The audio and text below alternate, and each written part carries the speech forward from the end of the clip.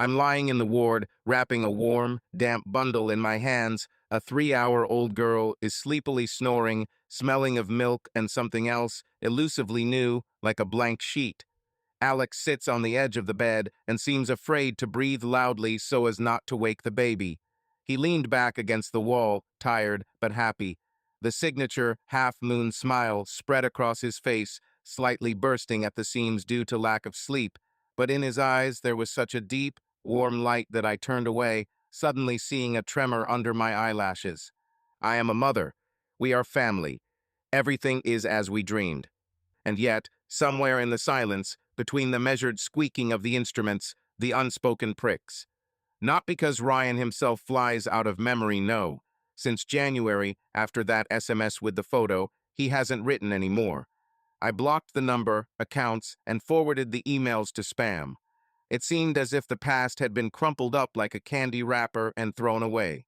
But the candy wrapper sometimes budded with a sharp edge. In nightmares, in rare heart failures, in moments when Alex asked too closely, "Are you sure everything is fine?" The 6 months before this day passed by like frames of a silent movie. I lived at high speed so as not to stop and listen. The calendar was full of entries: antenatal clinics, maternity school, vitamins, buying tiny bodysuits, packing a stroller, choosing the color of the walls in the nursery.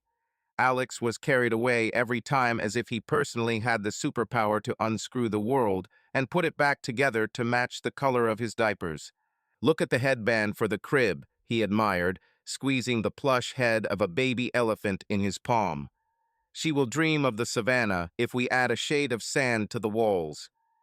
I laughed, nodded, took the brush. "The main thing is to have something to do with your hands." We painted the children's wallpaper, opened the windows wide, and along with the smell of paint, the March wind flew in, tore newspapers from the floor, and rustled in the flight of stairs. I felt nauseous, but I forced myself to inhale. It smelled like a new page. The nights were more difficult. The fruit pushed against the ribs, hiccuped, demanded attention, and with it the conscience came to life. At 2 or 3 in the morning I got up, quietly padded my bare feet into the kitchen, and put the kettle on a ritual. If you hear the whistling of steam, you can't hear the beating of someone else's name in your head. Sometimes I wrote letters on yellow sticky notes. "I forgive you, Sophia." Then I erased, "I forgive," wrote, "I condemn," then again, "I forgive." In the morning, the crumpled pieces of paper went into the garbage chute along with the coffee grounds. Alex saw that the trash bag was getting heavier faster than usual and took it out without question. Emily called once a week. She didn't ask anything about that winter change, but she heard the hesitation in my "everything is fine" and responded with a long silence of friendship. One day, closer to April, she said, "You know, guilt is like a rubber band. The more you stretch it, the more painful it is when it snaps. You can only save yourself by letting go." I thanked him, but was afraid to let him go. How to confess to your husband? The pulse beat an alarming Morse code. If he finds out, everything will drown. Spring has crossed the equator. At the 29th week, we went for a 3D ultrasound. The face was completely clear. The sonographer girl giggled, saying, "My daughter is posing. Your lips are yours." Alex held me by the shoulders. I felt his knee trembling for the first time in my life. I saw him so excited. In the corridor, he looked at the black and gold photograph, like a shrine, and kept repeating, "Look, the nose is exactly yours. Chubby cheek, where did she get those from us?" I smiled, but something was shrinking inside. Our child is pure, innocent, but I have a secret stain inside, and neither water nor tears can wash it away. After the ultrasound, the first serious crack appeared. At night, I dreamed that a child was crying with Ryan's face, and I was carrying her around an empty house, and the floors under me suddenly turned into water. I woke up in sticky horror, took a hoarse breath. Alex was sitting next to me, already holding my palm. He woke up from my scream. "A nightmare again," in a whisper. I nodded. "Tell." My throat was tight. I understood. If I breathe out even a word, a ball will stretch out. I eagerly pressed my cheek to his hand, my palms to my stomach. My daughter fluttered between us, as if she was calming me down. And she lied. She said that she dreamed of her childhood home sinking. He believed. He stroked my back and quietly sang an old California lullaby to me. I fell asleep again in the sunshine of his palm. Then, for the first time, I felt the secret was robbing us of the right to share sleep. Summer came early. At the beginning of June, doctors sounded the alarm. My blood pressure was jumping, plus mild anemia. Be less nervous, the obstetrician gynecologist's light stamp hit like a knife. I gave myself a strict regimen. Meditation, walks in the park, no social media. The phone went into airplane mode in the evenings. And everything seemed to be leveling out. The movements became orderly. I recorded them in the application. Alex set an alarm so as not to miss his iron intake. Vinyl hummingbirds were glued to the nursery wall. On the windowsill were lined up the books, Tales of the Wind, Peter Rabbit, diluted with a children's volume by Mandelstam. This was Alex's idea, they say. Let him grow musical in the language. We laughed, imagining her reaching out to the poems. At the end of July, Emily organized a baby shower. I sat in a wicker chair, smelling of raspberry cupcakes and the cologne of a decorator friend. Everyone gave me rose bodysuits and surprise bottles. There was a moment when I caught myself. I'm really happy. Only on the edge of joy did a chill tremble.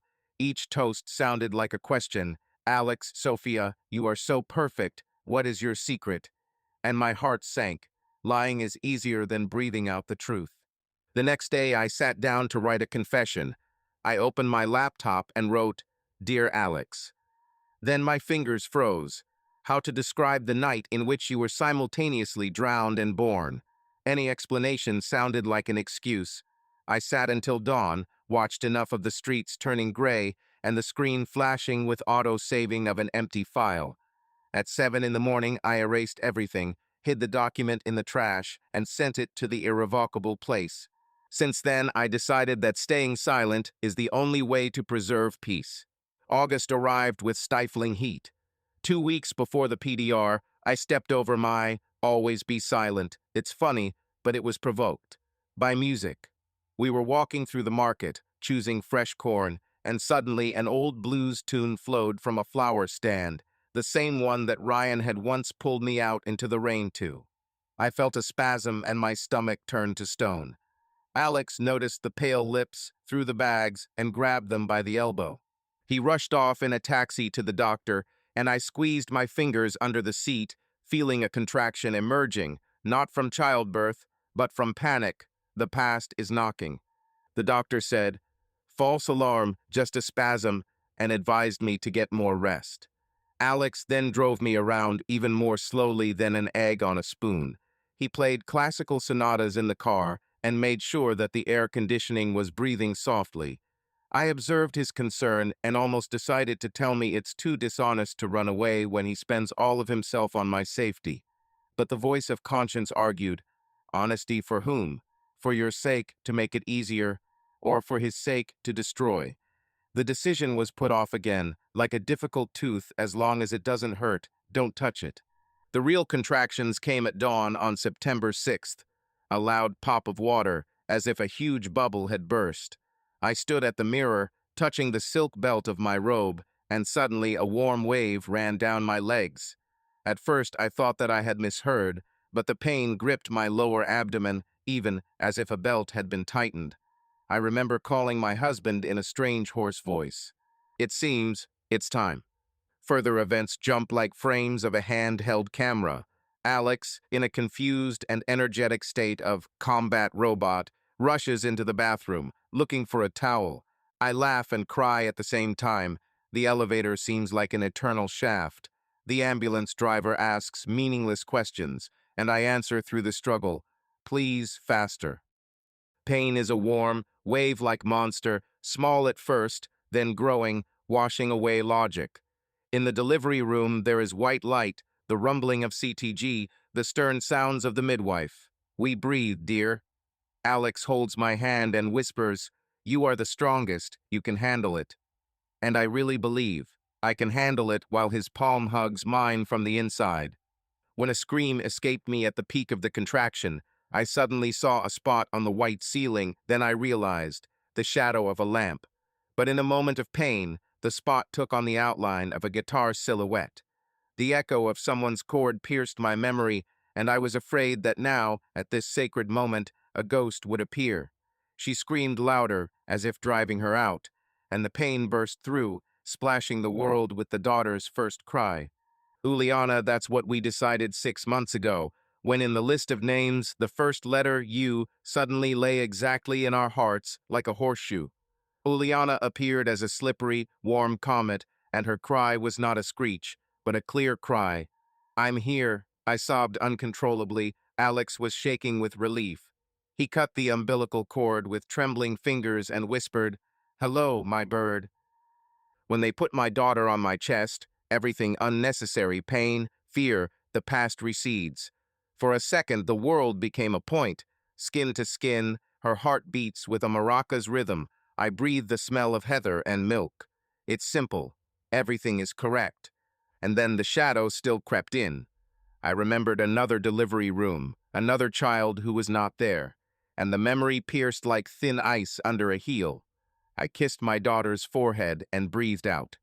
"You are our gift. Your brother or sister is looking down and smiling at you." I don't know why I said it out loud.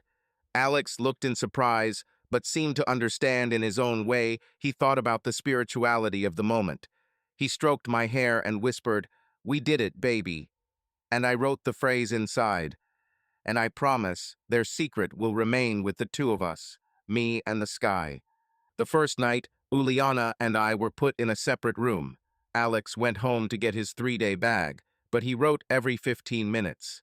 My chest filled with heaviness, my head was noisy with milk and hormones. The baby slept, clutching the corner of the diaper with her tiny fists, and I listened to her breathing, the faint whistling of her nose. Suddenly, a thought came to me. I didn't tell you anyway. A new life has been born, but the mystery lives on. Right now, she's sitting in the corner of the room, invisible, waiting for me to blink. I carefully, so as not to wake up my daughter, reached for the phone. A blank page opened in the notes. The fingers moved. Should I tell Alex? I watched the cursor blink for a long time. It was beating like a heart on an egg. Finally, I erased the question, wrote, "First, give yourself the right to be happy," and closed the screen. A nurse's cart creaked loudly in the corridor, and the shadow from the door moved, as if the mystery had decided to change its location. I clasped my hands. I now have a new fear not to give her the right to hurt my daughter. In the morning, Alex brought a huge bouquet, peonies, daisies, and a colossal blue ball. It's a girl. Because of the ball, his mouth was not visible, but his eyes were shining. He put the flowers in a jug, took them from the guard nurses, and pulled a chair towards the bed. "How are my girls?" I nodded. "Your daughter staged a night-feeding marathon, but we are holding on." "Heroines," he answered proudly and sat closer, looking at me studying. "And you seem to glow." Shame stabbed inside me again. "Glows, yes, but there is a shadow." I smiled cautiously. "Motherhood, they say, gives a special luminescence." He laughed quietly, ran his finger over my wrist, and found my pulse. My heart was beating fast. I thought, will he feel it? Instead, he said, "Soph, yesterday, while I was waiting under the birth block, I suddenly realized how little it takes to lose someone. Promise that we will always tell each other the truth, even when it's scary." The words sank like stones. I nodded, feeling my face turn treacherously red. "I promise." "That's nice." He kissed my and Uliana's foreheads. "Then everything will work out for us." He believed. And I made an oath, breaking which would be even worse. And while he was twisting his daughter's tiny heel in his palm, I felt a new, quiet wave rising inside. I must become this truth. Otherwise, the starting point will turn into a point of no return. The day was just beginning. Outside the window, the September sun bathed the hospital roof in a honeyed glow. I pressed Uliana to my chest, watching as golden highlights flickered on my husband's cheek. From this morning, you can really start a new countdown, as if the entire previous time scale had reset to zero and melted, turning into a thin scar that only I could see. I am a mother. I am the wife. I am the keeper of the secret. Even if my scar hurts when the weather changes, even if it whispers at night that I once stumbled, I won't let it take away what sparkles in my hands right now. Life that is looking for my voice, smell, warmth. Outside, someone's gurney was rolled down the corridor, the clink of metal, the steps of a nurse. I looked at the closed door, at Alex, at my daughter, and suddenly I clearly imagined. Someday, maybe, I will risk opening this door and letting light on my secret. But for now, let the door stand. I will place an unquenchable lamp of conscience at the threshold and guard so that the draft does not knock it out. Before I had time to get used to saying, "We're 2 weeks away," time suddenly went into turbo mode. Uliana grew so quickly that it seemed like yesterday we were discharged, and today we are already trying on the first 3-6. The smell of baby milk mixed with vanilla powder was absorbed into the sofa cushions, into the towels, even into my hair. The whole apartment smelled like a baby, and it was the most comfortable aroma in the world. At first, Alex literally carried his daughter in his arms, like a porcelain figurine. He wrapped her in a burrito, laid her on her chest, listened to her sniffling, and took a million photographs. At night, he woke up before me. As soon as Ole squeaked, he was already holding a warm bottle, although I was breastfeeding. I laughed. "You seem to want to replace me." "I want you to sleep," he answered seriously. "While I can, let me give you a break for at least 3 hours." These 3 hours are a luxury that I agreed to so as not to fall face first into a mess of fatigue. I fell asleep to the quiet rumble of the washing machine and Alex's muffled steps, and thought, what a blessing that I have him. A month later, the usual rhythm, however, was lost. Instead of lightness, a strange tension appeared. First a little thing. Alex suddenly started bringing his phone into the bathroom, which he had never done before. I was taking an evening shower and heard Uliana's splashing in his arms outside the door, and through this splashing there were short vibration alerts. He answered in a whisper, then erased the notifications, as it seemed to me. I chalked it up to work correspondence. Lawyers, deadlines, suddenly an urgent client. Then more. His half-moon smile seemed to fade, like an electric lamp that began to be powered by a weak battery. He continued to take care. He changed diapers, sterilized bottles, but he laughed less and less often. Less often he picked up my joke like a ball to win back. It was as if some internal regulator had turned the volume of his emotions all the way down. "Tired?" I asked in the evening when he sat for minutes at the sink, watching the water flow over the plate, although the plate was already clean. "A little," he answered and smiled only from the corner of his mouth. Then I decided that everything was banal. Crisis of the first 6 weeks, lack of sleep.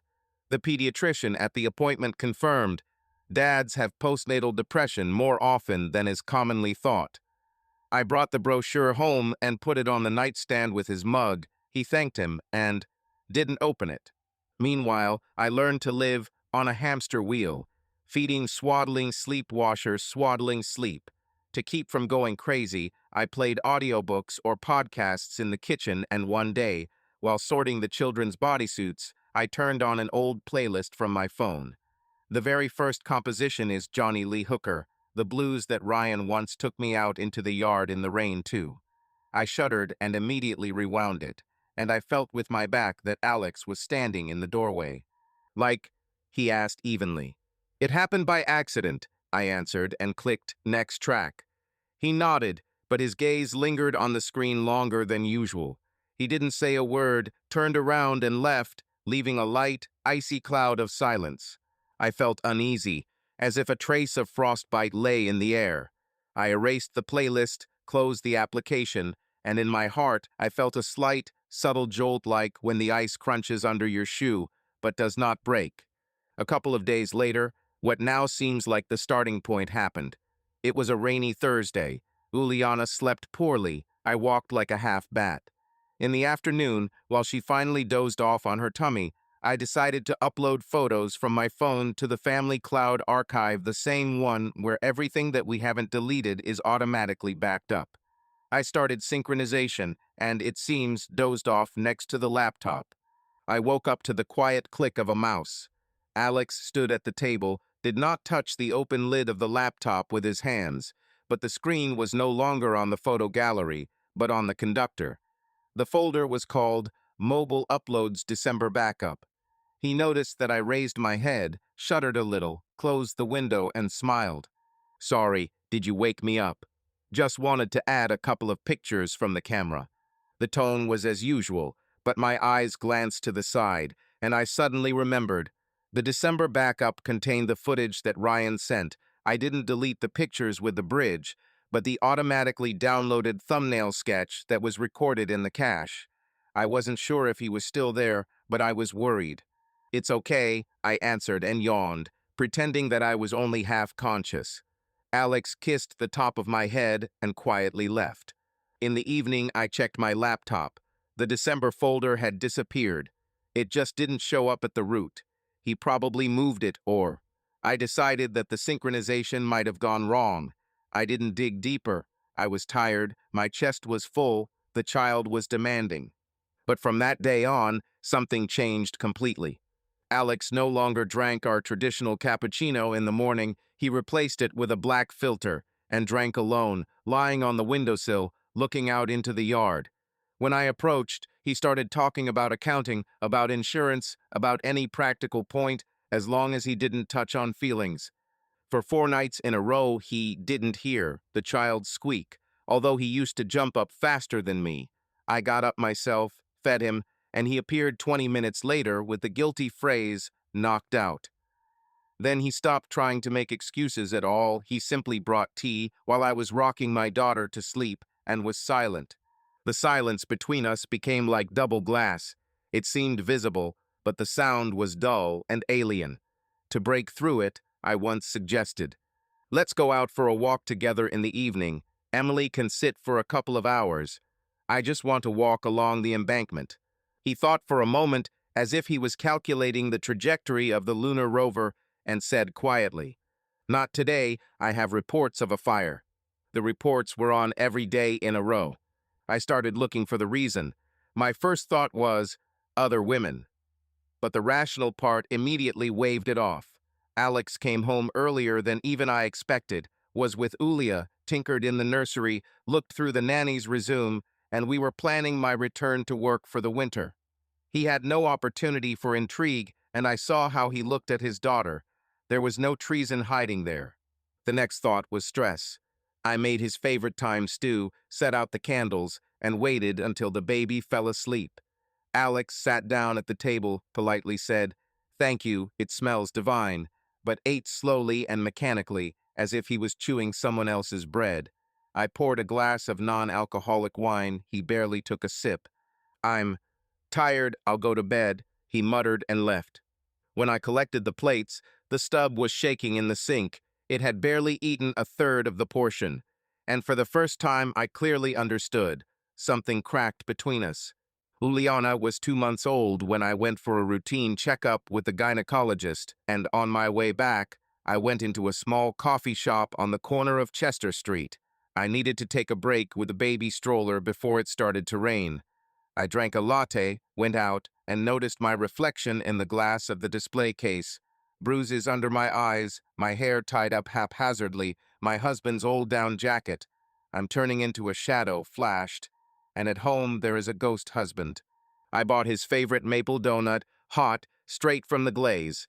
I thought, I'll come and give you a gift. I'll talk frankly. Suddenly, somewhere, I've done something absurdly wrong. But at home, Alex was on the balcony. He held my tablet in his hands and was flipping through something, his fingers stubbornly pressing the increase. I watched silently through the slightly open door. He brought the image closer, and I managed to see the grayish screen of the letter, my lines, "Dear Alex." The same ghost file that I once threw in the trash. The lump in my throat expanded, as if a soap bubble had been inflated from the inside. Alex swiped down and read. The face is hard, unfamiliar. The cheekbone pulls the skin, the gaze is heavy. I quietly stepped back, pushed the nursery door open, and rattled the bottles noisily so that he would hear and close the tablet before I entered. He came out into the kitchen a minute later, calmly asked how the examination was, and kissed his daughter on the forehead. I handed over the package. I grabbed the donut. It's still warm. Thank you, he said softly, but did not unfold the paper, put it on the table like a souvenir, and went to wash Ulianen's diaper. Since that evening, it has become completely cold. Not sharply, rather, like a slow drop in temperature in a room where the heating was turned off. He was extremely polite and attentive to Uliana, but a step to the left, a step to the right, and there was an invisible wall. The intimate zone disappeared. I reached out to hug him. He answered mechanically, like a friend. At night he lay, keeping a hand's distance away, as if he was afraid of getting infected. Alex, I tried once in a whisper. What happened? It's okay, he answered quietly, without opening his eyes. But I heard the ice rattling behind this okay.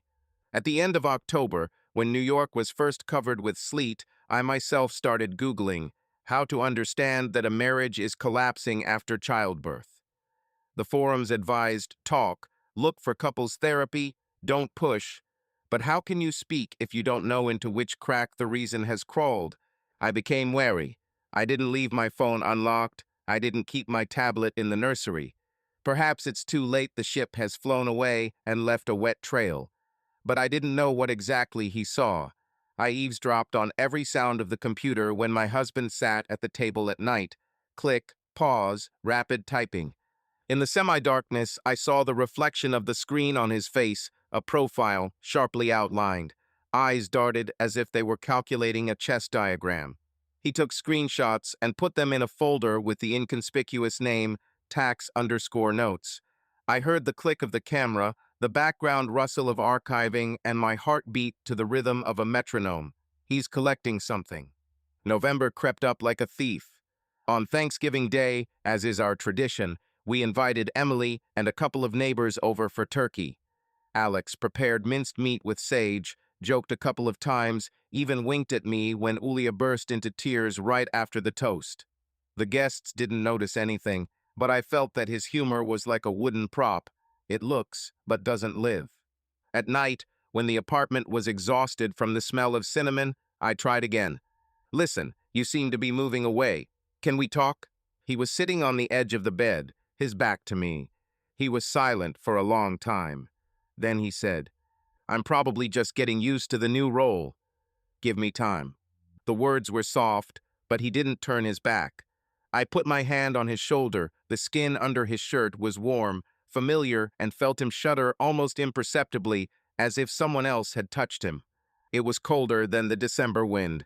Every evening we have the same score. I put the pasta on to cook, while Alex fills the sink with warm water and prepares Ulianen's bath. It would seem that the familiar chords of family life, well rehearsed over these 3.5 months, the smell of garlic and olive oil, Parmesan crumbs walking around the kitchen, a shrill "ahoo" from the nursery where Ulia practiced vowels. But for a week now everything has been sounding false, like a piano that has been left in a draft. Today Alex, bending over the baby bath, carefully waters his daughter from a ladle. And he does everything right. He holds the back of his head with his palm, smiles with a parental smile, but his shoulders are tense so that the fabric of his t-shirt is stretched like nylon. I see how the muscles move under her. They work, but my soul seems to be turned off. Is the water too hot? I ask. Fine, he replies without looking up. The voice is even, no warm note, no irritation, pure functionality. I take out a fluffy kangaroo towel from the closet. Ears, eyes, everything as needed. I sat down next to Ulia. Our hands meet, he hands me my daughter, and I almost physically feel. His fingers barely touch mine, as if I had burned them. Is he afraid of me, or is he disdainful? Thoughts flare up like matches and go out, leaving acrid smoke. I press the wet Uliana to my chest. She smells of chamomile foam, and, to hide my trembling, I whisper to her. Everything is fine, my bird. Let's go to Mom. Alex pours out the water, washes the bathtub, and, without looking in my direction, wipes the sink dry with a rag, as if removing an invisible stain. Previously, he let out a stream so that there was no soap left behind his ear, laughing. A mustache with foam, high-class washing. Now a pure algorithm. At dinner, I arrange the plates. For him, spaghetti with pacho sauce on red wine. For myself, steamed chicken. Diet for nursing. How absurd. Alex expertly takes a fork, twists the spaghetti, makes 2 or 3 jaw movements, like in a slow video, and sets the plate aside. Half of the portion remains untouched. Tasty, I ask quietly. Fine, thank you. Just full. Full a word from the list to shut the interlocutor's mouth. I nod, pick up a napkin, and remove the crumbs from the high chair, even though it's empty. It's too early for Ulia to start feeding. It's stupid, but I pretend to be busy so as not to meet his gaze. The silence is dense, like milk foam after whipping. If you blow it a little, it will settle, revealing the sourness. Alex drinks water and looks somewhere at the wall. I find myself waiting for him to look at me. I want to see that same half-moon smile, and I'm scared in advance because I know it won't happen. He finally looks up, and I feel my heart do a double beat. There is no anger, no contempt in this look, but there is no love there either. There is something hard, like ice. The tone matches the iris, green-gray cold. He looks straight through me, as if he is trying to check how dense I am, how thick my walls are. I smile a reflex. He responds with a slight curl of his lips, which ends before it even begins. That look. It is impossible to argue with him. He states that I am a changed constant. At night, when Ulia finally falls asleep after the third feeding, I lie down next to Alex and do what used to be natural. I put my shoulder to his chest.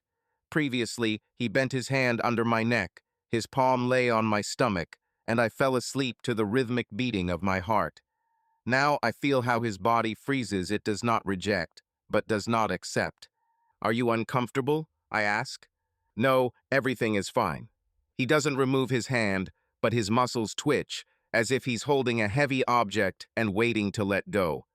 After a minute, he carefully releases his shoulder. I'll go to the bathroom. I hear water, footsteps, then he returns, but lies a little further than usual.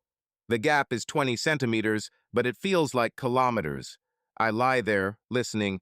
His breathing is even calm, like that of a man who has drawn conclusions and is waiting for the right hour to announce the verdict.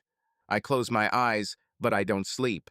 Another face, another body flashes before the inner gaze. It blurs like a frame from an old movie. Ryan in the dimness of his studio, the sheen of sweaty skin, hot palms, the words, "If this is a dream, let it last."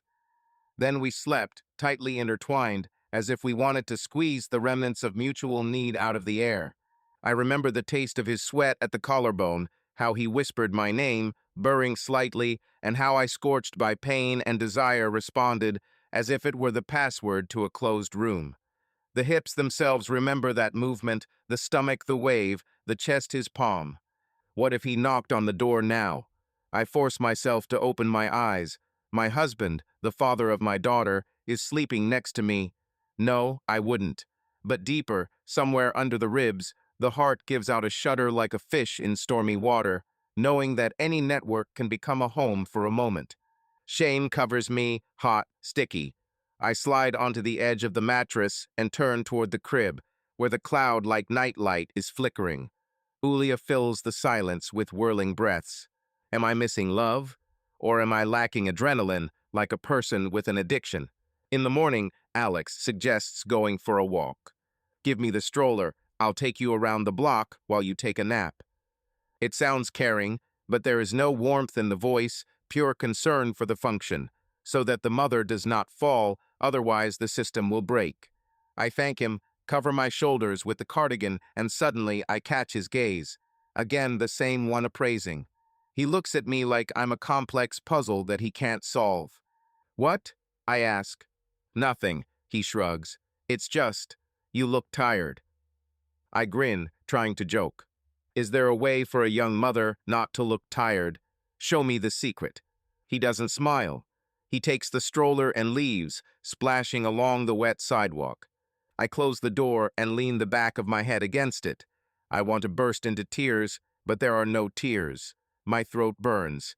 In the bathroom, I turn on the water to drown out the silence and look at myself in the mirror.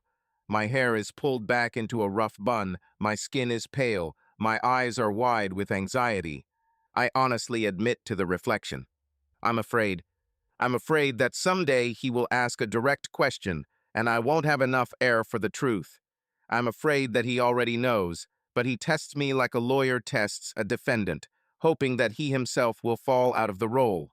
I'm afraid that if he moves one more step away, I'll fall into the abyss of memories and dial someone else's number from under the blanket. The smartphone is lying on the washing machine. I know. All you need to do is swipe, and you can unblock the old path. Ryan didn't disappear from the face of the earth. I saw him perform recently in Jersey. The poster appeared in the news of the fan community, which, from old memory, remained in my feed. I raise my finger to the screen, but don't touch it. Heart beats. One more second, and there is no turning back. Finally, I turn off the water and put my phone on the top shelf as if it were a weapon. I go into the living room, where it smells of milk and starts the smell of my real life. I sit down on the sofa and cover my face with my palms. Internal dialogue is like an interrogation. Would you really go to bed with him again? If I feel unnecessary, maybe. Whose coldness will be to blame? Draw. My greed for love. These thoughts make you feel disgusted and scared. I put Uliana in bed a little earlier than usual. I'm tired, ready to fall.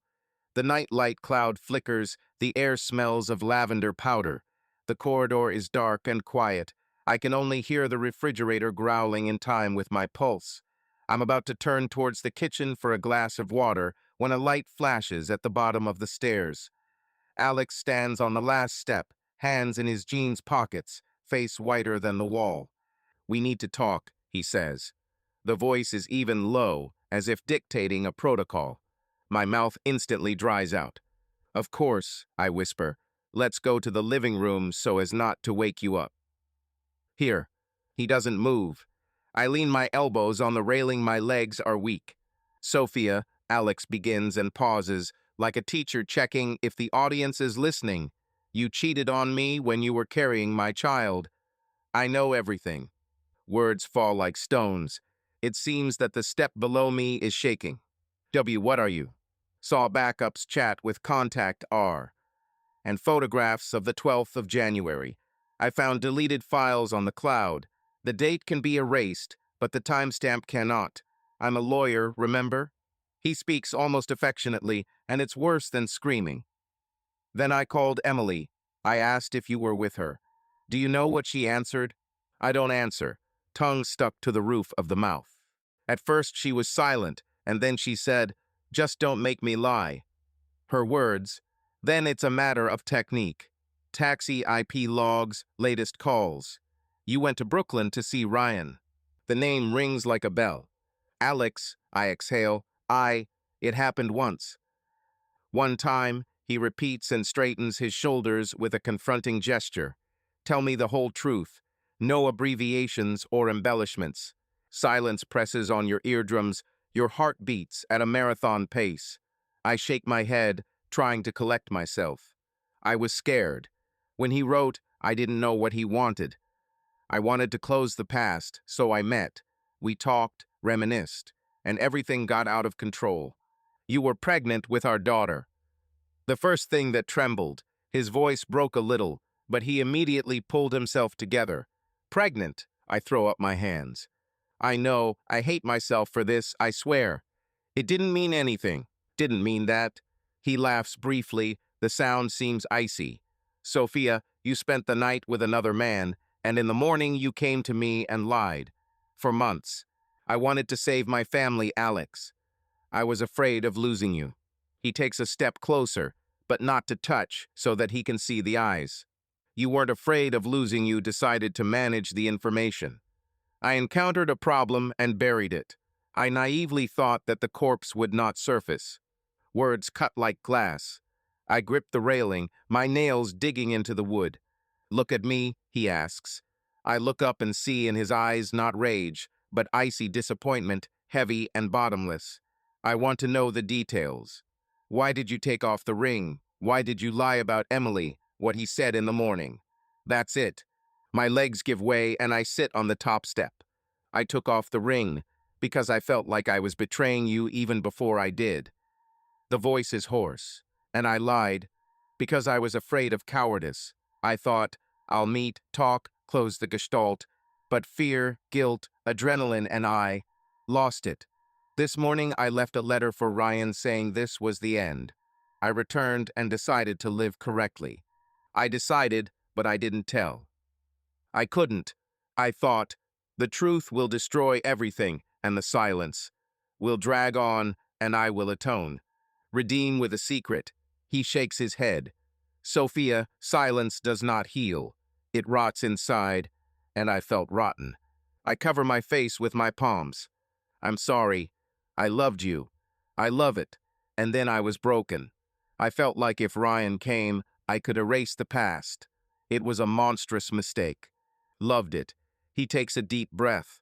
I believed you unconditionally. You are my rear. And suddenly I found out that while I was massaging your legs to relieve spasms, you were remembering the night with someone else. Not like that. I jumped up. I remembered, yes, but with shame, and I still choose you. Did you choose? He chuckles quietly. Do you know how many times I got up at night because I heard you sobbing in your sleep? I thought hormones, memories of a miscarriage. It turns out, it's from the sounds in someone else's head. Alex. He raises his palm, a gesture of enough. I won't shout soft. I don't want to wake up the child, but he must protect himself and his daughter from further lies. That's why I'm leaving. Are you leaving? Where? How long? To Jay's in Manhattan. Bye. There's an emptiness in my chest. I reach out to him. Please stay. We will find therapy. I will tell you everything step by step. Delete numbers if necessary. It's not about numbers. It's about trust. It is disposable like a parachute. It opened up, thank God. If it's torn, they can't mend it anymore. With these words, he turns around and goes into the bedroom. I stand motionless, hear every click of the zipper on the travel bag, the creaking of the hanger. A minute later, he comes out with a scanty backpack, takes out his passport, laptop, and charger from the shelf. Alex, I beg you. We are family. The family is based on honesty, he answers without looking and goes down the stairs. As if in a nightmare, I ran after him barefoot. At the front door, he puts his hand on the handle and pauses. I'll come back for things later. We'll talk about guardianship when I can look at you without this coma. You are a good mother, there is no doubt about that. But a wife who chooses to lie is not the role I want to raise my daughter next to. I mutter, sorry, sorry. He nods, not forgiving, but stating, he heard. The lock clicks and the door opens. The cold November air rushes in from the street, smelling of wet maple and exhaust.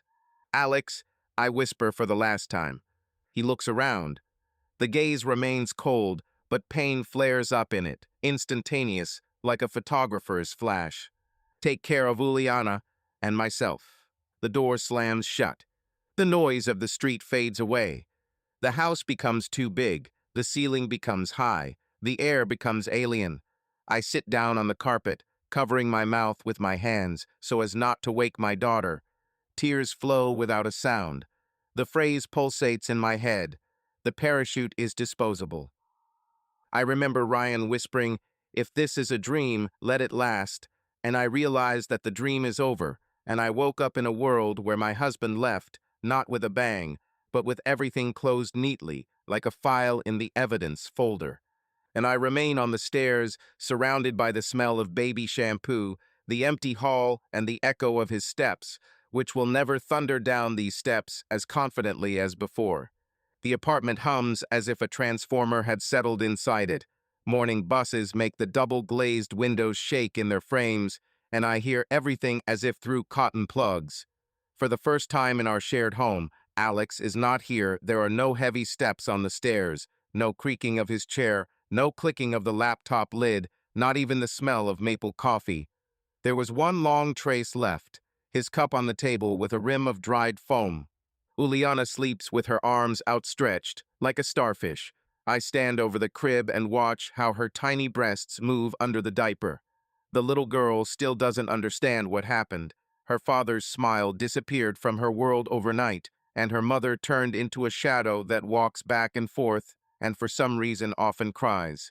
6 in the morning, the phone beeps with a notification. WISP's informed delivery, new custom. 5 hours later, the envelope will be in my hands. Summons and complaint for dissolution of marriage, State of New York, County of Kings. 28 pages. Dry stamp, barcode, Alex's signature in a sloppy stroke at the bottom. Respondent's adultery during pregnancy, resulting in loss of marital trust and emotional endangerment of minor child. In the column custody, requested boldly underlined sole legal and physical, and a comment paragraph. Until the end of the lactation period, the child can remain with the mother. Further, full custody of the father, with the right of the mother to reasonable visiting hours under the supervision of a specialist. Black and white. Unfaithful mother, psycho-emotional instability. I read and feel how the skin under my ribs becomes icy, as if the blood flow has turned over. A day later, I'm sitting in a glass meeting room at Ashford and Lee. On my knees is a folder with documents on Uliana's chest. She eats and calms down because she feels my trembling. The lawyer, Sandra Lee, a young Korean woman in a blue suit, flips through the lawsuit, tapping her pencil. The situation is unpleasant, she finally says.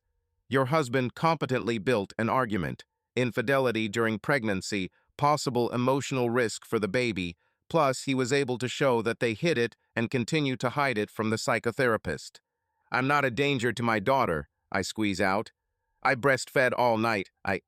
I understand, Sandra nods dryly, but the trial is not about feelings, but about written evidence.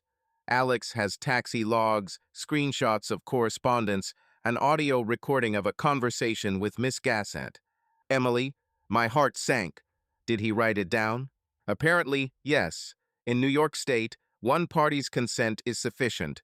The protocol contains her words about your escape to Ryan. It will be hard. We need a strategy. Shame, anger, fear. What should I do? I ask, hugging my daughter. First of all, full disclosure. At the hearing, you will be asked under oath. It's better if I hear everything now. The lawyer presses the recorder button, a red light flashes. Tell me about that night. Details. And I, for the first time, pronounce each word out loud to a stranger. I begin. How I took off the ring, how the taxi rushed towards the bridge, how Ryan's leather jacket smelled. Whispers, tears, someone else's apartment, a letter under a glass. Sandra writes it down without twitching her eyebrow. He only looks up once. Did you drink alcohol? No. I almost didn't drink a drop of champagne. I was afraid for the child. Fine. Drugs? Lord, of course not. Sandra turns off the recording and rests her chin on her clasped fingers. There is a chance for joint custody if we prove that your action is a moral violation, but not a threat to the child. You will have to undergo a psychiatric examination and submit a pediatrician's report that the girl is healthy and the mother is coping. And you'll have to meet Ryan. Swear that the affair is closed and will not be resumed. The judge can call him as a witness to confirm that the connection has ceased. Blood is pounding in my temples. I don't want him anywhere near my daughter. I understand, but it will work in your favor if this person confirms that the relationship is over, or we obtain its written confirmation, certified by a notary. It's getting stuffy. And Sophia, she adds more quietly, be prepared for Alex to present you at mediation as unstable. It is in your interests to start therapy urgently to show that treatment is voluntary. He was so loving, I whisper. Why is he calling me a bad mother now? Because he's in pain, Sandra answers without sentimentality. And because pain is turned into strategy. FaceTime call Sandra. We have our first preliminary hearing in 7 days. Alex agrees that the child stays with you around the clock for up to 6 months. Then he demands a transition plan. First, daytime visits to him, in a year overnight stays, in a year and a half full custody. So he's ready to break our connection by the time she's 1.5 years old. This is a position, not a sentence. We're haggling, but he's solid. Lips are trembling. Sophia, Sandra adds more softly, you need to put together an I'm a good mom package, a feeding schedule, a development diary, a photo from the clinic. Judges love facts. Okay, I whisper emptily, I'll write everything down. Night. I'm lying in bed alone. The shadow of the chandelier sways as a reminder that her husband could breathe next to her. Now, instead of his breath, there is an envelope on the nightstand, which clearly says, the interests of the child require immediate court intervention. 1, 2, 3 tears roll down your temples. The feeling of shame is mixed with rage. He knows that I adore Ulia, but he puts it on paper. Unfaithful mother. Is it possible that all our past foot massages, bathing, night shifts was thrown into the trash? There is only one step from horror to nausea. I squeeze my daughter, feel her warmth, the only piece of the world that has not yet turned into a document. The next morning begins with a visit from a social worker. The court ordered a domestic visit without warning. A woman of about 50, strict glasses, a notebook. He looks around the kitchen, the children's room, checks whether there are plugs on the sockets and whether the mixture has expired. I'm trembling. I'll suddenly forget my password. Tell me, Mrs. Harris, cold smile, pen over notepad, how often do you leave the house with your child?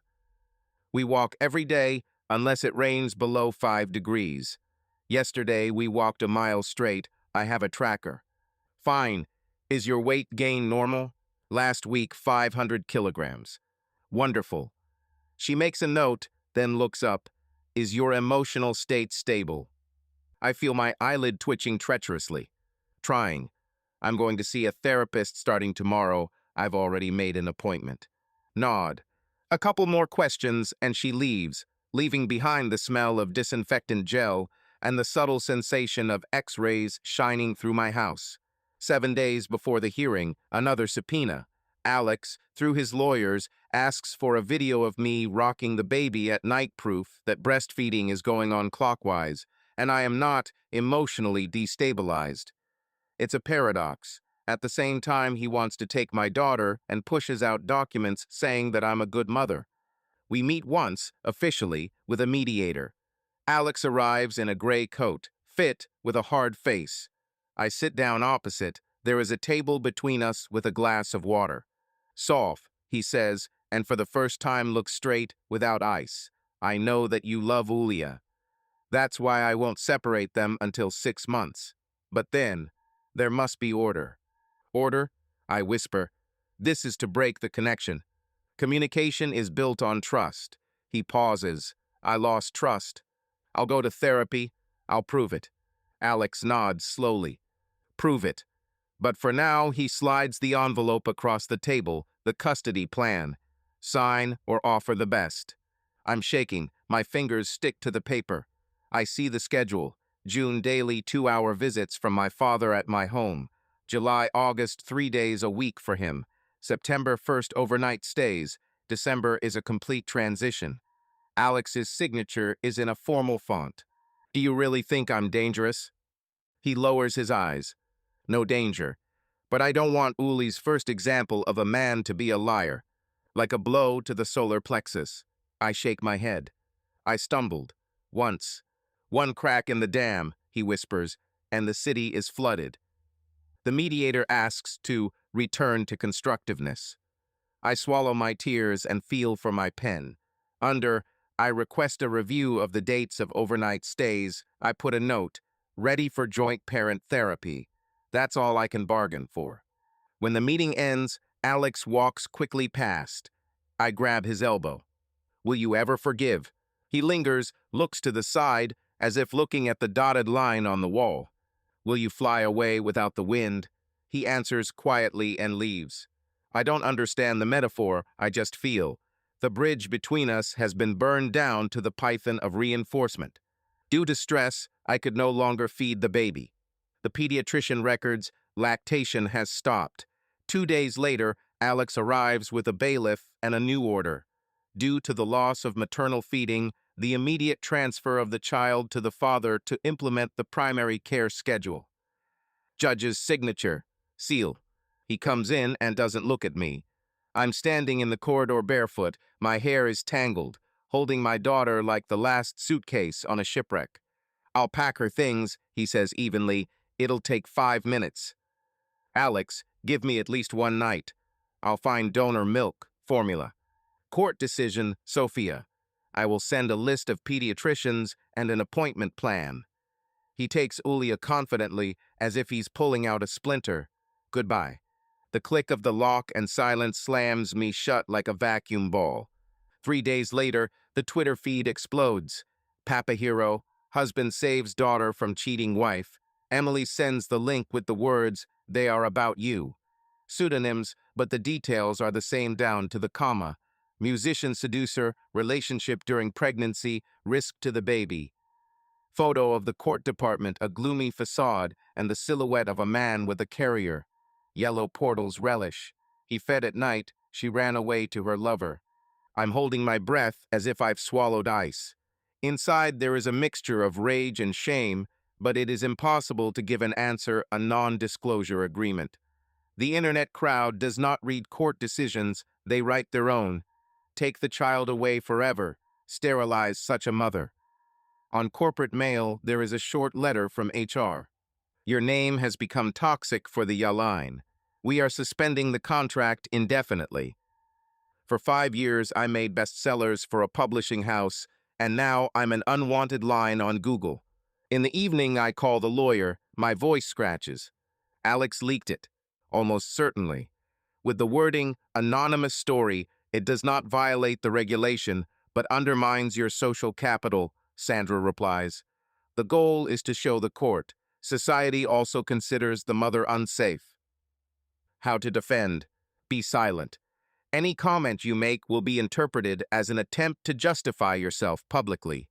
I will file a motion for undue influence on the defendant's reputation, but the informational damage has already been done.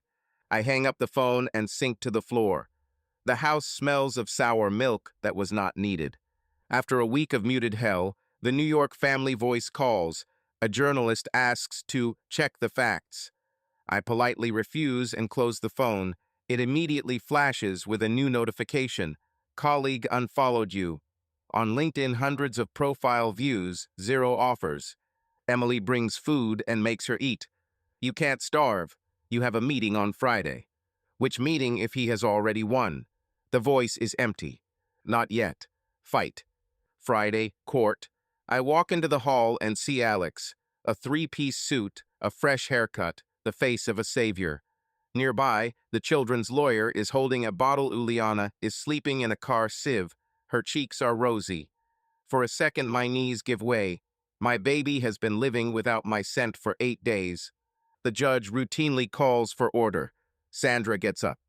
Your Honor, we are requesting a mutual ban on the disclosure of the child's personal information, since third parties are already publishing details of the case that discredit the defendant's reputation. Alex's lawyer objects. The story that went online does not identify the parties. This is the freedom of speech of third parties. The judge squints. Swill traders, this, of course, is freedom of speech.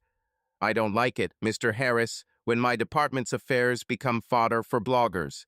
He knocks with a hammer. The preliminary injunction is granted. For the first time in weeks, I see Alex's face twitch, a small blemish on his perfect mask. But the victory is paper. The internet is already on his side. After the meeting, Alex catches up in the corridor. On their faces, there are disposable smiles for the cameras. How are you? Whispers. Broken. You've achieved it. I want my daughter's safety. Safety or punishment? I ask harshly. He doesn't answer. For the first time, in his eyes, there is not an icy desert, but fatigue. He turns to leave. I grab his elbow. Why the media? Isn't that enough? Alex looks past. You destroyed our world one night. I just turned on the light so everyone could see. He goes to the exit. The lawyer holds the door. I stand there as if I've been turned inside out and left to dry under a spotlight. In recent weeks, I've been checking my phone only for messages from my lawyer or pediatrician.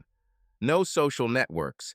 As soon as I open the app, 100 unfamiliar faces will remind me who they decided to make me. So when the name pops up among the notifications, Ryan K., the blood stops for a second. Hey, Soph, heard you lost the baby. I'm so sorry they're doing this to you. If you need anything, even just coffee plus guitar lullaby for her, I'm in town, let me help. My fingers are going numb. He thinks I lost the baby. The tabloids apparently inflated my loss of custody into something tragically biological. Take a deep breath. The smell of an empty apartment, dust, paper, iced tea. Not Alex's smile, not Ulyanka's sniffling. Some core inside me whispers, answer. Grab your hand, you're drowning. I get up and make a circle around the living room. On the sofa, there is a stack of children's bodysuits that still smell of her milky breath. On the wall is a photograph of Alex holding me at the maternity hospital. He hasn't taken the frame yet. There are 3 of us under the glass, 2 smiles and a tiny bundle. Ryan never saw this picture, thank God. The phone vibrates again. I remember how alone you felt. Let me correct at least some of the past mistakes. Past mistakes. The picture flashes, a November night 3 years ago, his lips, my sobs, the surface of the Manhattan Bridge, where everything seemed like fate. The mistake from which the current hell grew. I open the keyboard, write and erase. I want to pour out. You appeared when I was on a cliff. You pushed. But I pushed myself. I sit down at the table, turn on the lamp, a yellow circle of light seems to mark the border. Abroad is an old temptation.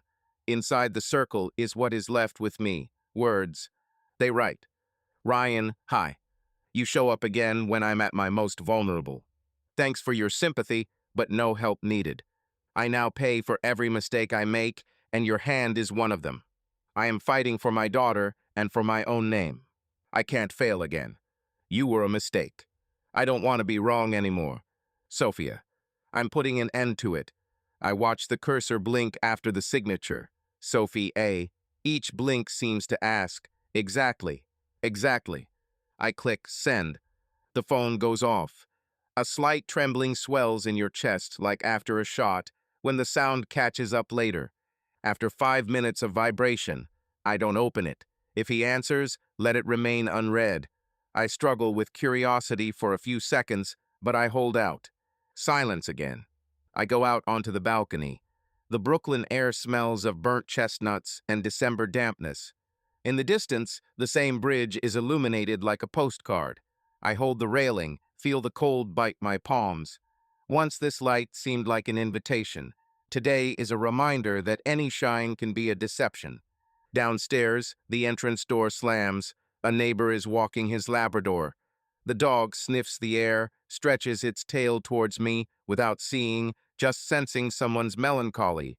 I smile at her, and for the first time in many days, I feel that there is enough room inside for a smile. I turn around and go into the room. The unread answer is still flashing on the table. I leave it. Let his words drown in their own echo.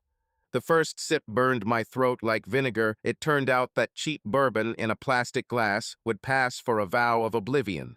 I was sitting on a narrow windowsill in the apartment of Dana, an acquaintance through acquaintance who had gone to her boyfriend in Austin and, waving her hand, said, "You can crash here while you look for a new place to live." The studio on the 3rd floor of the old brownstone smelled of someone else's sweat, curry, and cat grub, but I didn't care. I no longer had my own walls, and I couldn't go to the former Our House without Ulia. The bourbon poured in and opened the floodgate. A Swedish bitterness stuck in my mouth. A switch clicked in my head. Fuck it all. I sat down on the floor, hugged my knees, and took out my phone. Uli's photos in the gallery, pink heels, toothless smiles scorched worse than alcohol. I wanted to erase them, break the screen, but my fingers only squeezed the gadget until my knuckles turned white. I am poisoned. I destroyed everything that was good. I am a mother who has lost a child twice. The words came muffled, as if I was reading them from someone else's lips, dark and swollen. She raised her glass and took a second long sip. The metronome began to rustle in my temples. I don't remember how I got another bottle. It seems that at night I went to a 24-hour deli and asked for something stronger, but not too hot. The cashier guy shrugged and handed over an inexpensive tequila. I carried her under my jacket, like a stolen kitten, and laughed. A kitten for the girl who was taken from me. She drank from a bottle while sitting on the carpet. Auto stories of strangers played in a row on my phone. I flipped through them, as if I was looking for proof that the world still exists. Someone showed fried oysters in Charleston bark. Whistle, C. I answered the screen. You are poisoned too, you just don't admit it. The laughter came out hoarse.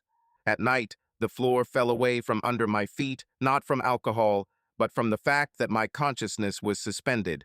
I woke up in the morning, finding myself at the bathroom door, my head on a piece of towel, my lips swollen. Either I fell or I bit in my sleep. There was no hot water in the tap. Dana's boiler had been broken for a long time. I turned on the cold one, put my mouth and my tongue wouldn't obey. The water flowed down my chin, leaving sticky, muddy trails of bourbon. The phone fell to the floor and the screen cracked. First thought, okay, less temptations. Second, the lawyer won't get through. I picked up the fragments, threw them into the sink, turned on the water, the glass rang. I slept fitfully. I dreamed of Ulia. She was crawling towards me. Her thick palms were clapping on the parquet floor, but she had shards of glass stuck in her hair, and every time I tried to hug me, she cut my hands. I woke up screaming, feeling a real pain. I injured my palms myself when I picked up the chipped shards of the screen in the evening, plus 2 new cuts from the glass. In the dark, I reached for the last portion of tequila. The mug slipped and broke. Blood dripped onto a crumpled electricity invoice. The drawing came out beautiful, crimson strokes on gray paper, as if someone had written bottom in calligraphy. I needed bandages. There was a line at the pharmacy. I was swinging, holding onto the shelf with chewing gum. The pharmacist, a woman of about 60, grimaced suspiciously. Either she saw stains on the sleeves or she smelled the smell. The cashier loudly repeated the amount, and I wanted to shout, "Be quiet," but my tongue was like cotton wool. I paid and put my hands in my pockets. At home, I treated the wounds with vodka, the only alcoholic substance besides tequila. It burned so much that tears flowed. "Well done, Sophie. Now you have a reason to drink. It's a pain," an inner voice whispered sarcastically. I objected out loud. "There is no pain worse than an empty blanket where a child should lie." The voice echoed back, "The child must lie down." Then I picked up the blanket from the sofa, rolled it up into a ball, and hugged it like Ulia. She sat down in the kitchen, swayed, and whispered a lullaby in half a voice. She sang until the words were mixed with sobs. The blanket became wet and heavy like a dead puppy. "The alcohol has run out. Money $6 in change. The card is blocked. The bank sent a notification, confirm your identity." I searched Dana's kitchen, moldy bread, a jar of pickles, 4 ibuprofen tablets. I drank water and felt sick. The alarm clock of memories rang in my head. Today should be the day to visit a psychotherapist. The court ordered me to provide a report. If I don't go, Sandra will lose another trump card. I threw the empty bottle into the corner. What kind of therapy if the therapy in me is broken? Still, I put on my coat and went out. December cut its snout with the wind, as if it was warning me. I turned onto the avenue where I had previously drunk a cinnamon latte with Alex. The place seemed alien. From the window of the coffee shop, a poster was shining on which husbands and children advertised holiday magic. The special cynicism of the universe. I needed the toilet and decided to go in. The barista, a red-haired girl, looked wary when I asked, "Just down." "Son," it was a long look, the kind that judges cast at parents in the hall. "See right through." I felt my neck turn red. When she came out to the counter, the redhead hid a mess of dollars. I realized, stinking of someone else's apartment and alcohol is not the buyer's privilege. The shame burned worse than vodka. I ran outside, took a breath of air. I smelled of gasoline and fried meat. I was frantically thinking, where can I get at least something? I remembered. In the post office where I accepted parcels, my last author copies remained early rom-coms. The circulation had been written off. I went there, overwhelmed by a grotesque hope. What if I could sell a couple on the sidewalk to tourists? Author's autograph $5. However, in the department there was only an empty, dusty rack. The post office had moved, the boxes had been disposed of. The elderly employee shrugged. It's all in the trash. He gave the address of the warehouse at the pier where waste paper is taken out. I leaned towards the shore. There was a stabbing sensation in my side. My knees were giving way. There is an African-American security guard near the chain-link fence of the warehouse. I stammered. My books were there. Don't throw it away, I'll sign it. He waved. It's late, lady. They compacted it yesterday.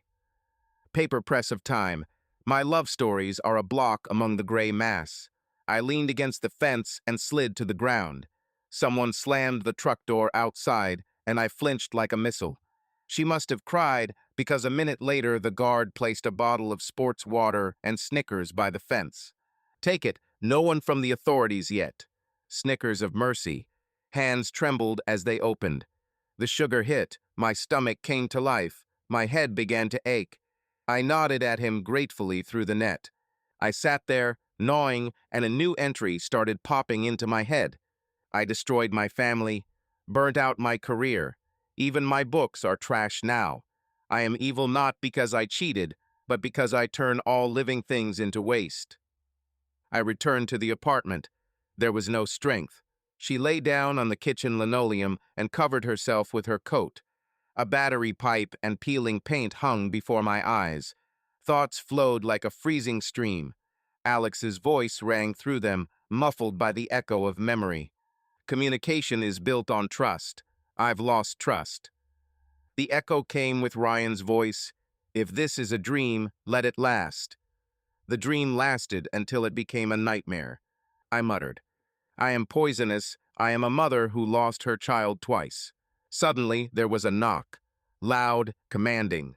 The door rattled. I crawled towards the corridor, listened another blow. Police inspection. Screamed through the tree. There is a complaint about screams and the smell of alcohol. My heart began to pound. Just not the police, if the protocol is considered by the judge as evidence of instability. I wanted to say that everything was fine, but my tongue was swollen. The blow leveled the door with the jam again. I went cold with understanding. I was so lost that the neighbors called the cops.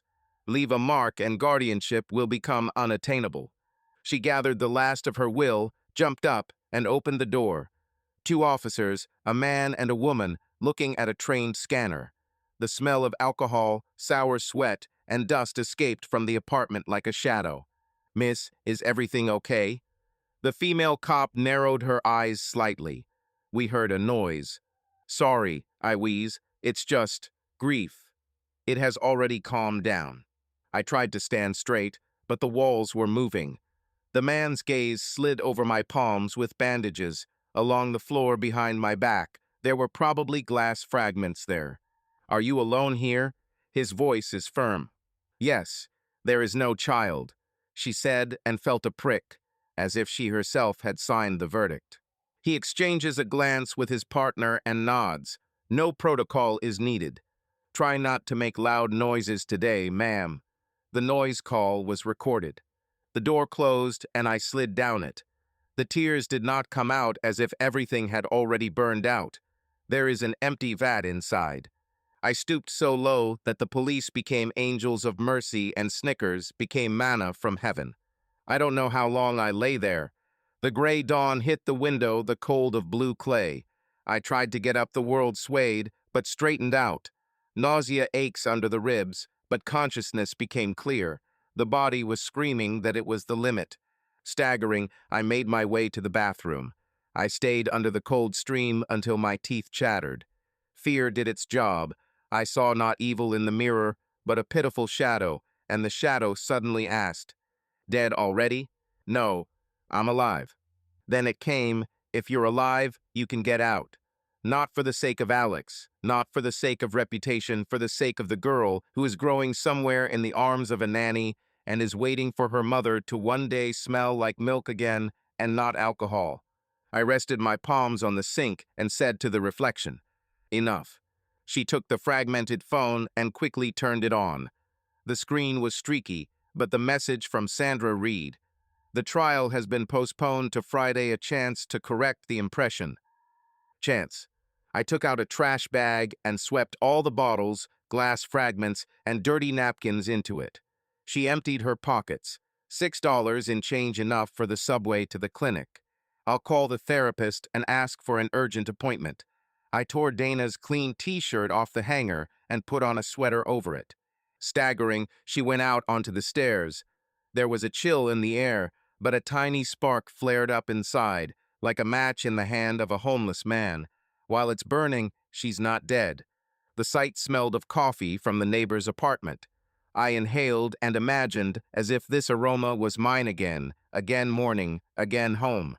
Room 11B of the Brooklyn Supreme Court buzzed with muffled voices, the rustling of papers, the click of a stenographer's pen, the occasional cough of lawyers. The lighting was cold panels, under which everyone looked paler and less confident than they were. To the right at the plaintiff's table is Alex, fit, impeccable. On the left me, in a gray dress that still remembered how it smelled of milk. We went through 12 meetings, examinations, mediations, cross-examinations. It all came down to the last word of the parties before the decision.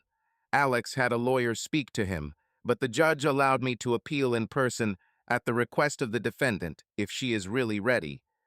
Sandra squeezed my elbow. "Just calm down. No tears, you promised." I got up. My knees trembled, but I stood. She walked up to the pulpit and inhaled so deeply that the cold air of the air conditioner rang in her lungs. "Your Honor, Mr. Harris, members of the court. My name is Sophia Harris, and today I speak without a lawyer, without excuses, without trying to feel sorry for myself." The voice sounded dry at first, like a sheet of parchment, but stronger than I expected. 3 months ago, I lost breast milk and temporarily lost my daughter. A year ago, I lost my husband's trust. And 3 years ago, I lost my first child and myself. Every loss is a consequence of my poor choices. Not Ryan's, not the tabloids, not Alex's, but mine. I felt a slight whisper in the room. The judge raised his hand. Silence returned. I cheated on my husband when I was carrying our girl. This is a fact. I hid that night. Fact. I let fear guide me rather than honesty. Also a fact. The words changed, hid, came out quietly like stones into water. No splash, no trembling, just heavy. Today they might ask me, for what? The answer is simple. Weakness seeks the shortest way to avoid pain. I chose this path and added pain to everyone, including the child. I turned my gaze to Alex. He sat motionless, fingers clasped. Our eyes met. I nodded not as a sign of reconciliation, but as an acknowledgement of duty. But there is another why, more important. Why am I standing here after a breakdown, after a 3-day binge, after the headlines where they called me a monster? Because love for your daughter is real.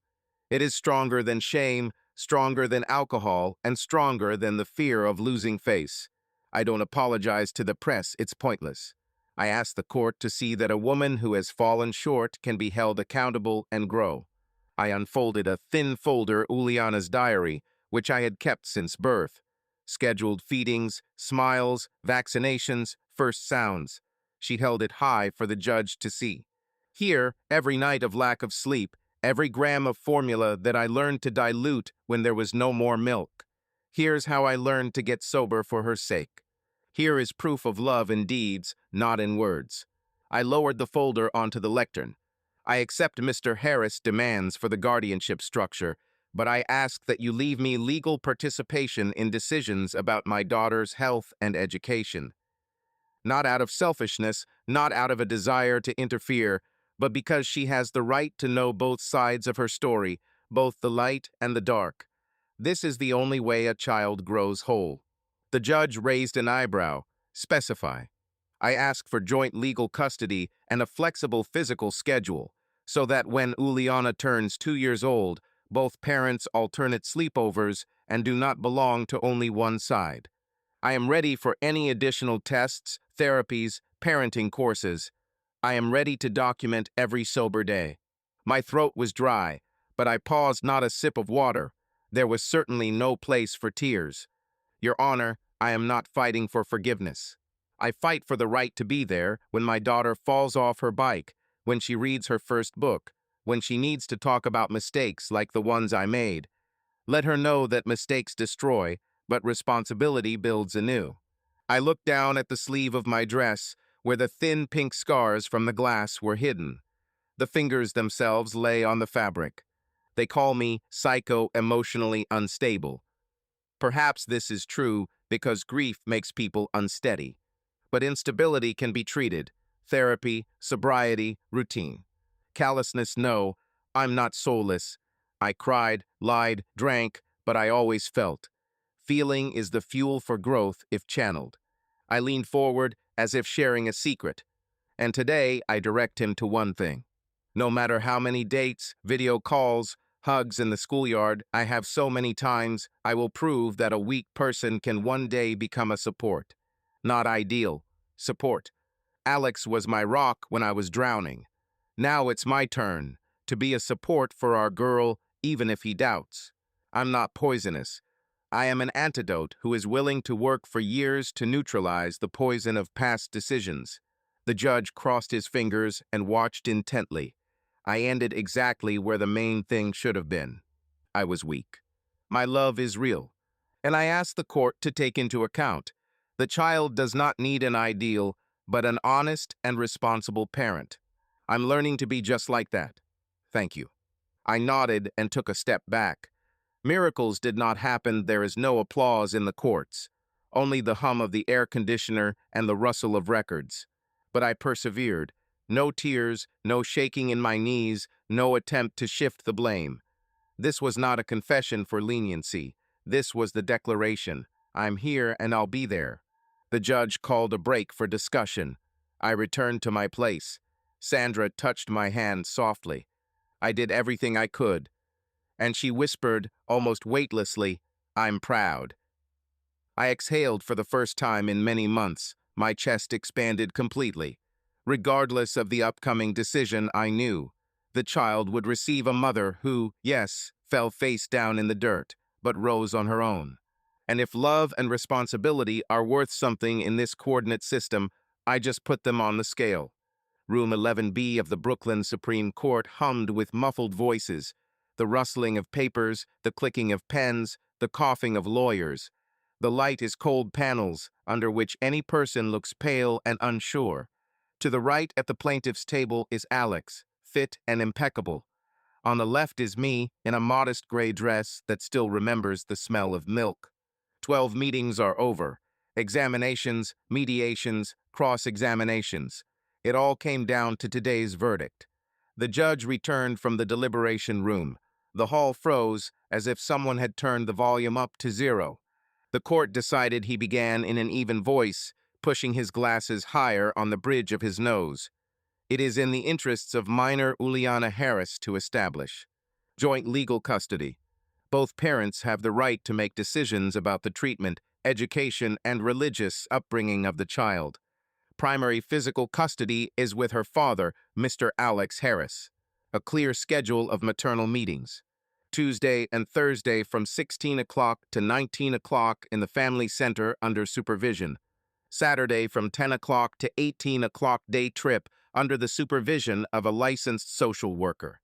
The first 12 months, no overnight stays, with quarterly reviews. Control condition. The defendant is required to continue therapy, provide monthly sobriety certificates, and submit to surprise alcohol tests. With positive dynamics after a year, the mother has the right to petition for an extension of time and the gradual introduction of overnight stays. The hammer hit the wood.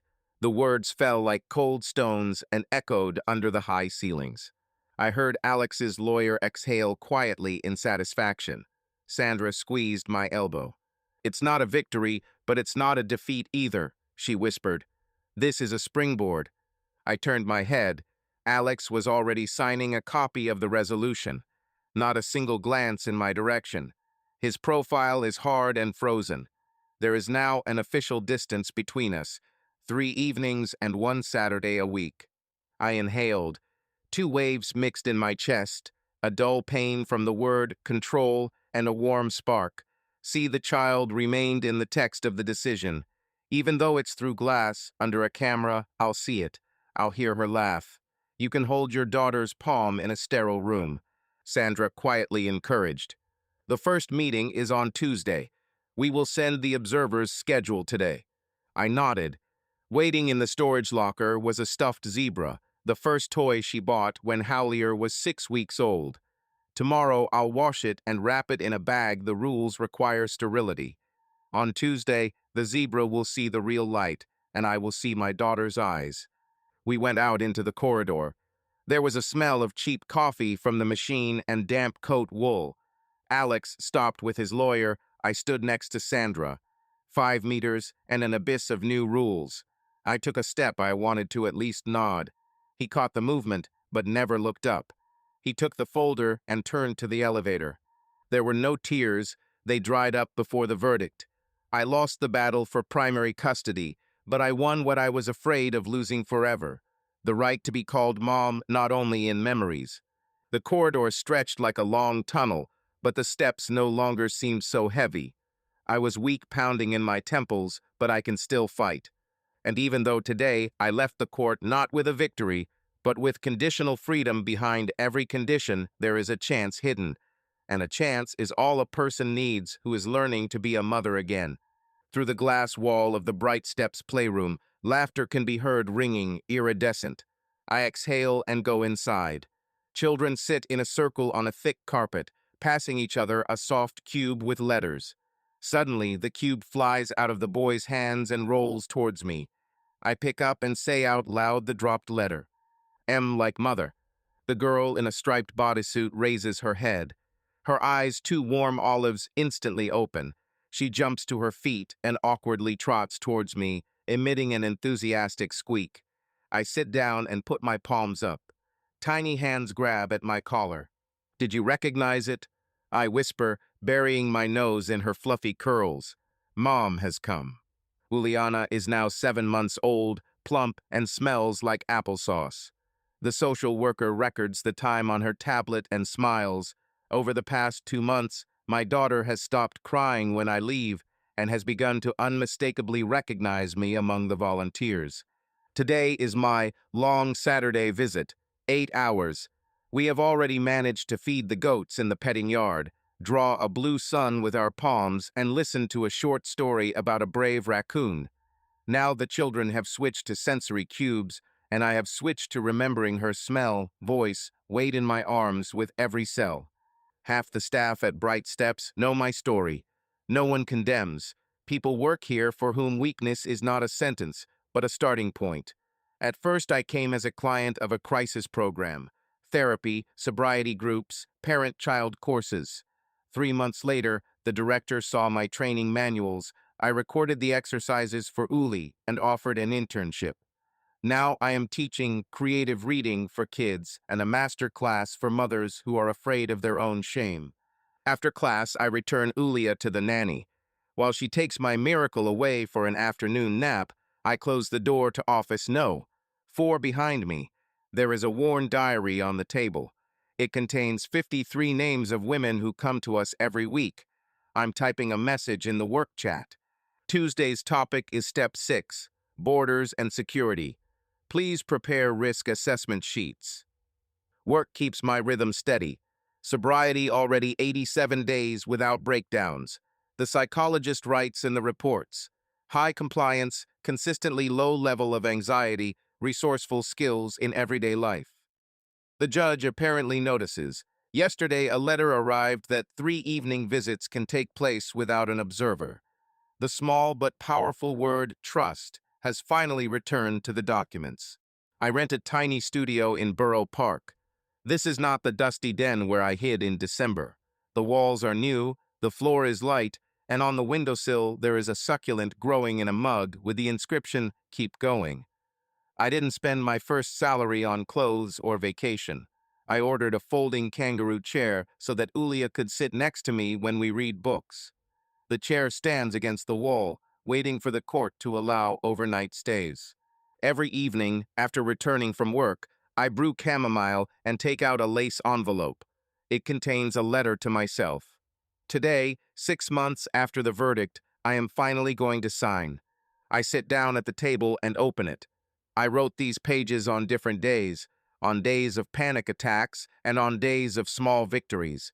The words jump in tones from a black funnel to a golden thread. Now I'm reading the last lines. You are no longer a wife, but I learned to be a mother, and no one will take this right away from you again. I watch for 2 seconds as the ink dries in the soft light of the lamp. I take a pen. Date, 6 months, 4 days after verdict. Signature, Sophia Harris.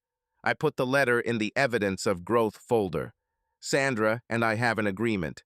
Add it to the next petition for extended custody. The phone vibrates. The weekly Feel Safe Monitor report has arrived, the device that I wear on my wrist records alcohol. The point doesn't back clear. I smile. I click share and send a copy to the case manager. No longer for show, for an internal mark. The day will be lived honestly. At 6 in the evening, the nanny brings Ulia to the play area. The girl is reaching out to me. We always see each other off at the glass exit. I hold her to my heart and sing a short la la loo. She places her hand on my cheek, a small ritual, as if sealing mom until the next date. Today, I do the same thing, only I add in a whisper. Thank you, Bunny, for not giving up with me. Alex is waiting outside. He greets with a polite nod. No warmth, no anger, just the cold world of two parents sharing responsibilities. And I accept. We will not become the same, but we can be a reliable axis for the child. Ulia moves into his arms and looks around. Her olive eyes are searching. I press my palm against the glass and smile. She touches her finger in the air, a sign that she admitted it. Her gaze is no longer fearful. He is calm and confident. She knows Mom is coming back. Alex says, "See you Tuesday, Sophia." "Until Tuesday," I answered. The door closes. There is not a rift in the chest, but a quiet emptiness, suitable for filling it with action. I breathe, count to 4, go to the lockers. I still need to print cards for step 6. Before going to bed, I put the kettle on in the small kitchen. Instead of bourbon chamomile, instead of dense darkness, a list of tomorrow's tasks on the refrigerator panel. I take out a notebook with an orange cover. Uli's new diary. I write. Day 187. She recognized me from the doorway and laughed when I showed K as cat. I ate half a mashed banana. I fell asleep to La La Lu. I give it a small heart. I close the notebook and turn off the light. And already lying down, I whisper into the darkness what I once wrote in a letter. I stopped being a wife, but I learned to be a mother, and no one will take this right away from me again. The sky outside the window is starless, but somewhere out there, above the blackening Brooklyn, the lights of airplanes are probably blinking alien paths, alien stories. Mine is now going straight. Every morning is a test of honesty. Every until Tuesday is a school of patience. Every back so points and report is armor so as not to break down. I smile to myself in the dark. Silence responds with a subtle click of the battery as if confirming, the lesson has been learned. Another 3 months passed. Winter has melted, and the May sky is already reflected in the tinsel puddles of Manhattan. I meet Uliana at Bright Steps without the usual trepidation. Now the dates take place in a city park. The observer just sits nearby with a tablet. My daughter clings to my finger with her fingers. We are looking for sparrows in the lilac bushes. She laughs when I pretend to make a flute out of a green straw. A group of runners from a neighboring office now often comes to the same park. From their mark, a tall, reddish analyst who stopped near us 3 times in a row to give Ole a soccer ball. The 4th time he brought 2, one small especially for her, and the other with autographs of the Gotham FC women's team. "This is because you bring music to my morning run," he smiled, nodding at my flute straw. The jester on duty. It's funny, but I blushed like I was 17. We met without the child at the little canal on Delancey. Mark was waiting at the counter, getting me an oat milk latte, remembering that I don't drink cow's milk. The conversation was easy. He was talking about running competitions. I was talking about teenagers from the crisis group. At some point, he gently touched my elbow. If I offer dinner, won't it sound pressured? In the past, such a touch would have invalidated my boundaries. But now there was a strong, ooly frame inside. Everything in my life must pass the test. Is it useful for my daughter? A second, and the answer. Neutral, useful, because a happy mother does not equal a dependent mother. Come on, I said, feeling a calm yes, not a hungry one. Mark chose a small Sichuan restaurant. I allowed myself one glass of rice wine. The world has not turned upside down. My chest is quiet, my thoughts are clear. He told how he lost his mother to cancer at 19 and now donates to the hospice fund every spring. I, without tears, mentioned my drinking. I'm not a vulnerable butterfly, she added seriously, but I'm not looking for a rescuer. Okay, he replied. I'm closer to marathon psychology. Everyone runs their own distance. Sometimes it's nice to be on the next path. No, I'll get you out. No playing hero, just an offer to be close while both are on their way. 2 days later, Sandra sent the fish of a new agreement. I still have joint legal custody, and in 3 months the court is ready to consider overnight stays. In order not to be disrupted, you need to prove stability, no alcohol, predictable life. A new novel under the magnifying glass of a judge will easily be called a threat to the routine environment. In the evening, I sat down to write the pros and cons. While writing it down, I realized this list is not about fear. It's about choice. We met on the embankment. I said directly, you like me and I like you. But now my emphasis is on my daughter and work. This is not an excuse. This is my trick. I also grow roots. He thought, looked at the water, then nodded. I can be a friend. The chance will change, you say. I don't sprint, remember. Palm to palm without trying to pull. There is lightness in the chest. No one takes away freedom. On Friday evening, when Ulia spends the night with me for the first time, I open a new sheet of beige paper. Love used to be a lifeline. I grabbed and sank deeper. Now love is a choice. I choose to feed, to listen, to be honest. I choose friends, not heroes. If Mark or someone else appears nearby tomorrow, it will not be a fall into addiction, but two parallel distances that are intersected by mutual consent. I stopped being a wife, learned to be a mother. Now I'm learning to be a woman who does not exchange her I for someone's save. I'm not sure whether Mark will become a new love or remain a witness to my marathon, but I know that even if I choose loneliness, it will not be out of fear, but out of strength. From fullness, not from emptiness. And when Uliana falls asleep in her new attic crib, I look at her calm face and understand there is no more poison in my house. There is air, the music of lullabies, and a place for what will come someday, love or quiet, powerful independence. And no matter what path I choose, no one will take away this right to choose from strength, not from weakness. Subscribe to our channel so that your love doesn't cheat on you, and go ahead and listen to the next story, because this story is nothing compared to the next one. If you're under 18, don't even think, click to the next one.